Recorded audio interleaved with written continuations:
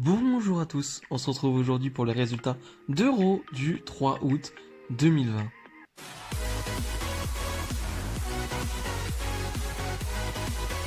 On commence directement par un match pour le titre des États-Unis. MVP qui défend face à Apollo Crews, MVP qui avait gagné ce titre en quelque sorte à Extreme Rules parce que voilà, Apollo Crews n'avait pas pu être là. On sait qu'il avait été voilà, testé au coronavirus, on ne sait pas trop si c'était vraiment le cas, mais en tout cas il y avait des soupçons. Finalement, Apollo Crews est de retour et cette fois-ci il peut vraiment défendre sa chance pour le titre. Franchement, on a un bon petit match. Je suis plutôt dur avec MVP d'habitude. Là, franchement, ça passe. Ce que j'aime bien, c'est que ça dure pas trop longtemps, c'est qu'on n'essaye pas de faire un truc épique avec MVP qui aurait pu être très chiant. Là, on reste sur du basique, sur du simple, mais du bon simple. Voilà, un bon petit match de catch de 10 minutes, je dirais. Et ça suffit, il en faut pas plus. Apollo Crews qui va prendre une German, se relever directement et porter son finish. Et donc remporter le titre des États-Unis, le nouveau titre des États-Unis. Très cool cette fin avec cette German et un Apollo Crews qui ne vend pas la prise, vraiment très très fun. Et donc Apollo est réellement champion des États-Unis. Heureusement, j'ai envie de dire, hein, c'était le bon choix, très clairement. Et après le match, MVP qui va nous dire qu'il veut un rematch pour le titre à SummerSlam. Et là, pour le coup, je suis pas trop d'accord. Voilà, j'aimerais bien avoir un Bobby Lashley face à Apollo Crews à SummerSlam. Mais un Apollo Crews encore une fois face à MVP, j'espère que non. J'espère qu'ils ne vont pas faire ça. J'espère que ils vont aller sur un truc Bobby Lashley face à Apollo Crews. Ça m'intéresse vraiment. Énième promo de Sasha Banks et Bayley qui vont nous mettre une sorte de vidéo package, voilà, de tous leurs exploits avec une voix off exceptionnelle derrière qui va dire, voilà, qu'elle domine cette division minable, en gros. Et finalement, ce magnéto va être coupé par Asuka qui va, enfin c'est très drôle, Asuka qui va être dans le magnéto tout simplement et qui va dire qu'elle veut sa revanche, ce qui va énerver Sasha et Bayley. Et Shayna Baszler va venir et Shayna va dire tout simplement qu'elle veut une chance pour le titre parce que ça fait des mois qu'elle ronge son frein, qu'elle n'a pas d'opportunité. Et elle va mettre une grosse droite à Sasha Banks, énorme droite, vraiment c'était super. Donc voilà, on va avoir peut-être une course à plusieurs pour le titre. Je préfère avoir une course à plusieurs qu'une course avec personne de crédible. Hein. Asuka et Shayna sont crédibles. Donc on va voir où ça va aller. Kevin Owens Show avec pour invité Ruby Riott. Voilà, Ruby Riott qui va nous parler de sa série de défaites qui s'est arrêtée la semaine dernière après sa victoire face à Peyton Royce ou Billie Kay, je ne sais plus. Et Kevin Owens qui va nous dire qu'il y a un spécial guest et c'est Liv Morgan. Voilà, Liv Morgan qu'on n'avait pas vu depuis peut-être un mois et demi, 2 mois peut-être, j'irais, quelque chose comme ça. On s'est arrêté après une réunion entre Liv Morgan et Ruby Riott, mais pas vraiment, enfin c'était un peu bizarre. Et Ruby Riott qui va nous sortir une superbe promo très émouvante, qui va faire pleurer Liv Morgan, très très très bonne actrice, hein, Liv Morgan, et qui va dire que les temps d'avant lui manquent, que son amitié avec Liv Morgan lui manque et que voilà, elle est triste que tout ça se soit arrêté. Et Kevin Owens qui va jouer un peu le médiateur entre les deux. Et je trouve que le segment est plutôt pas mal. Je suis pas trop d'habitude pour les segments émouvants comme ça peut être très cringe, ça peut être très gênant et très mal fait surtout. Hein, ça peut être très mal fait. Mais là pour le coup, j'ai trouvé ça bien réalisé et, et Ruby Riott a sorti une belle promo et le jeu d'acteur de Liv Morgan a fonctionné. Donc j'étais plutôt investi dedans. Les Iconics vont faire leur arrivée, voilà, ils vont un peu se moquer de ce duo. Les Iconics, j'ai envie de dire, voilà, tout simplement, elles vont charrier, elles vont rigoler tout simplement. Kevin Owens va prendre une claque énorme de Peyton Royce, voilà, il n'avait pas demandé grand chose, mais il va prendre une claque. Finalement, on va avoir un 2 contre 2, 2 contre 2 très court, il n'y a pas grand chose à dire, on va retenir juste la victoire de Ruby Riott et Liv Morgan.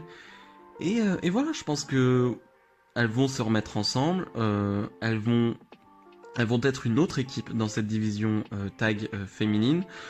J'étais pour voir Liv Morgan en solo, moi j'étais pour la voir pusher en solo.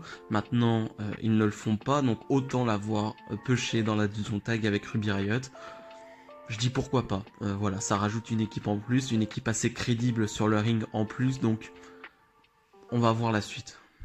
Drew McIntyre, le champion de la WWE, répond à Randy Orton et on va avoir un échange entre Drew McIntyre et Randy Orton.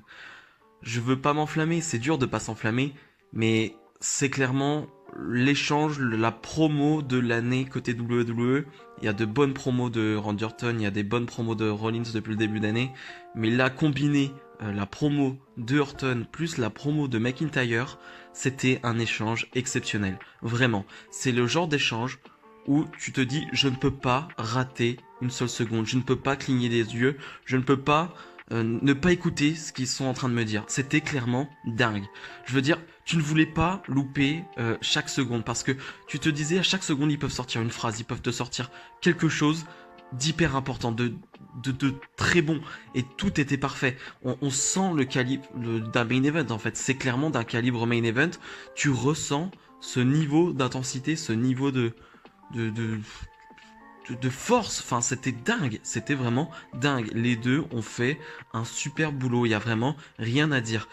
Quand c'est mauvais, les promos, il faut le dire, quand c'est exceptionnel, et je dis bien exceptionnel, c'était pas bon, c'était pas oh c'était une bonne promo, non, c'était exceptionnel, c'était vraiment exceptionnel, et il faut le dire, vraiment. Le Drew McIntyre a répondu d'une manière exceptionnelle à Randy Orton, parce que Randy Orton est d'un niveau dingue depuis le début d'année en termes de promo, et donc il faut être très fort en promo, il faut en donner, il faut en jeter quand tu es face à Randy Orton, et je trouve que Drew McIntyre a parfaitement fait le boulot.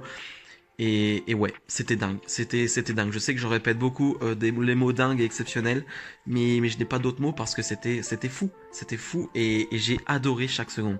Donc vraiment, pour l'instant, ça ne me déçoit pas dans McIntyre face à Randy Orton, et au contraire, ça me donne encore plus de hype pour le match à SummerSlam.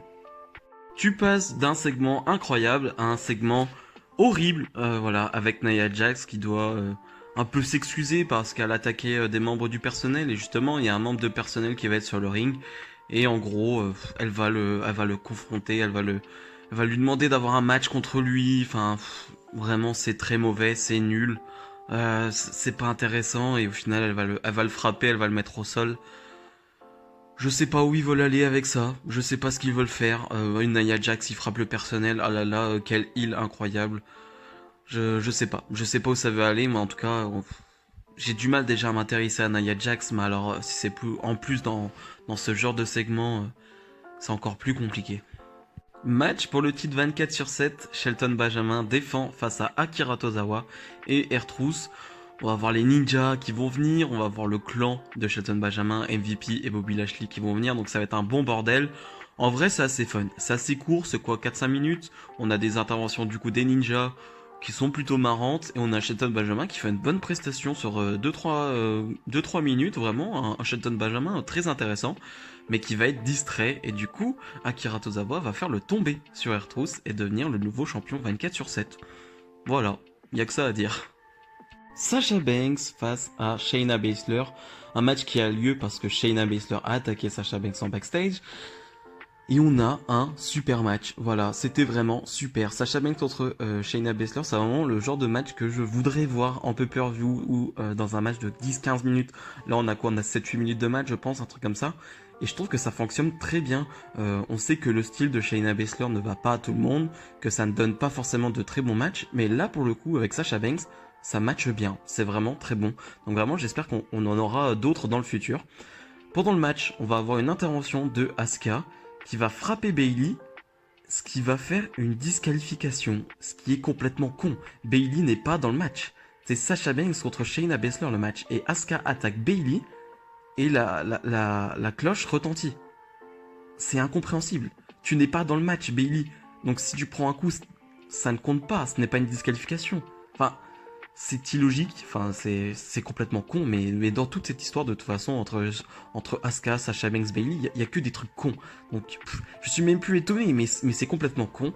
Asuka va attaquer Sasha Banks et Bayley, elles vont s'enfuir, et après tout ça, Shayna va dire que elle espère qu'Asuka va remporter le titre face à Sasha Banks, parce qu'ensuite elle veut l'affronter et lui casser le bras tout simplement.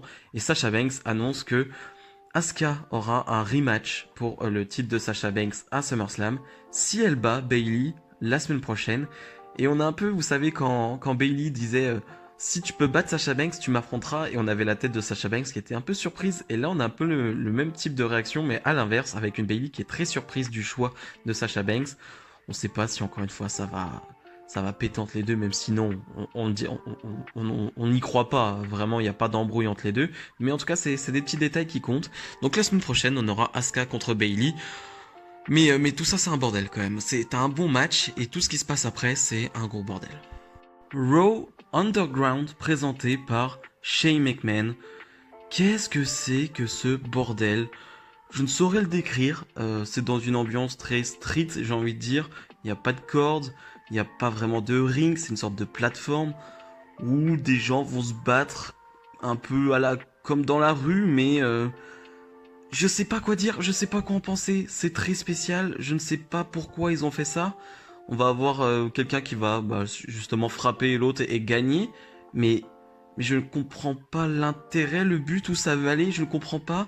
On a des filles qui dansent en petite tenue derrière, on est en PG era toujours, je comprends plus. Toute l'ambiance est bizarre et Shane McMahon qui présente ça, je comprends pas, enfin, pour l'instant je ne comprends rien. Je vais attendre de voir, je vais attendre de voir les news, mais je ne comprends absolument rien.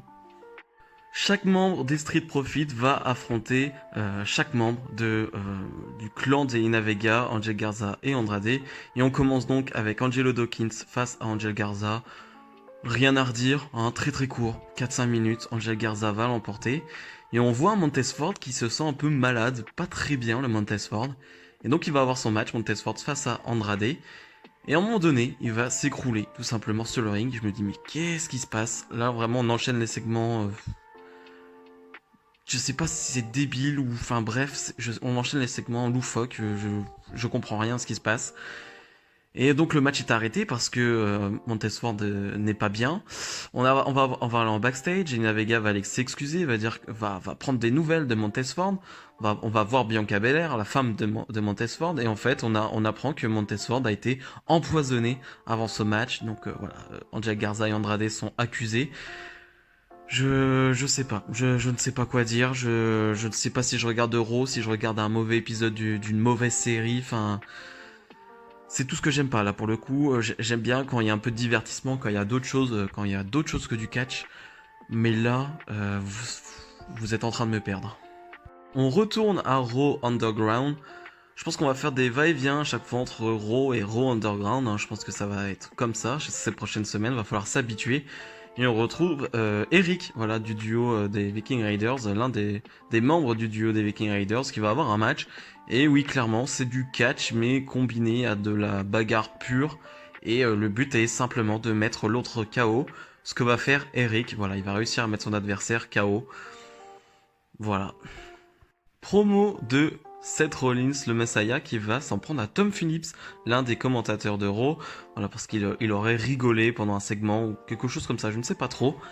Et donc du coup, il va vouloir s'en prendre à lui, mais Samoa Joe, qui commente depuis quelques mois maintenant, se met entre. Tout simplement, Samoa Joe, un peu une attitude de face maintenant, qui dit tout simplement, si tu veux t'en prendre à Tom Phillips, et moi je suis là, donc tu vas t'en prendre à moi.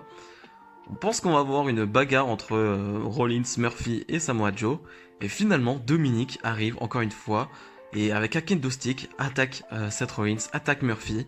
Et va même enchaîner quelques moves. Va enchaîner un 619, va enchaîner un dive. Vraiment, un Dominic catcher, là pour le coup. Dominic qu'on avait vu en backstage juste avant, qui avait défié Rollins pour un match à SummerSlam en 1 contre 1. Et là, on voit un Dominic vraiment en action, un Dominic catcher vraiment, qui fait des moves de catcher tout simplement. Ce qu'il aspire à être à temps plein de toute façon, donc c'est très intéressant de le voir de cette manière-là. Et Rollins qui va accepter le challenge de Dominic. Donc on aura à SummerSlam Dominic Mysterio face à Seth Rollins dans un match 1 contre 1. Premier match de la carrière de Dominic, c'est à SummerSlam, c'est face à Seth Rollins. Vous imaginez la pression que doit avoir le petit quand même. C'est incroyable. Premier match de ta carrière, tu le fais dans l'un des plus gros shows de l'année face à l'une des meilleures superstars de la WWE. C'est quand même pas rien. C'est exceptionnel là aussi. C'est vraiment, je pense qu'en termes de pression, tu peux pas faire pire. Donc on va voir. On verra bien ce que ça va donner. Moi, j'étais pas forcément pour. Maintenant, s'il est prêt à faire un match en solo, pourquoi pas, même si j'en doute, je pense que ça va être très compliqué parce qu'en solo, ton premier match, t'as pas toutes les bases, je suppose, t'as pas tout ce qu'il faut pour construire un réel match, même s'il sera avec Rollins et Rollins, voilà, sera vraiment le le gérant et va vraiment être le maître du ring et Dominic va suivre. Mais voilà, dans tous les cas, ça m'intrigue énormément ce match. Et on finit ce Raw avec Ziggler qui va avoir un match à Raw Underground, voilà, qui va l'emporter, qui va s'en aller. On va avoir The Heart of Business, voilà, le clan de MVP, Bobby Lashley et Shelton Benjamin qui vont mettre le chaos à Raw Underground, frapper un peu tout le monde et dire que maintenant c'est leur endroit et ça se finit là-dessus. Voilà, Raw se termine avec MVP, Shelton Benjamin et Bobby Lashley. Est-ce qu'il y a besoin de dire d'autres choses? Je ne crois pas. Bilan de ce Raw, c'était compliqué. C'est-à-dire que t'as le segment entre Orton et McIntyre, t'as le segment avec Ruby Riott et Liv Morgan, et après, c'est de la bouillie. C'est du grand n'importe quoi, c'est incompréhensible, même par moments. Certains vont aimer parce que ça va dans tous les sens, ça peut être divertissant pour certains. C'est pas commun, voilà, le Raw Underground. Mais c'est pas pour moi pour le moment. Je vais attendre de voir, je vais attendre de voir ce qu'ils vont en faire. Pour le moment, ça ne me plaît pas et surtout la manière dont ça a été fait, dont ça a été mis en place. Ouais, c'est un Raw compliqué pour moi. Vraiment, j'ai pas pris énormément de plaisir. J'espère que cette vidéo vous aura plu. J'espère qu'elle vous aura plus plu que Raw. Même si, voilà, peut-être que vous avez aimé ce Raw. Personnellement, je n'ai pas vraiment apprécié tout ce Raw. J'ai eu vraiment des gros problèmes. Et vraiment, c'était très dur à suivre pour moi. Donc moi, je vous retrouve dès jeudi pour la review de NXT. Salut, salut!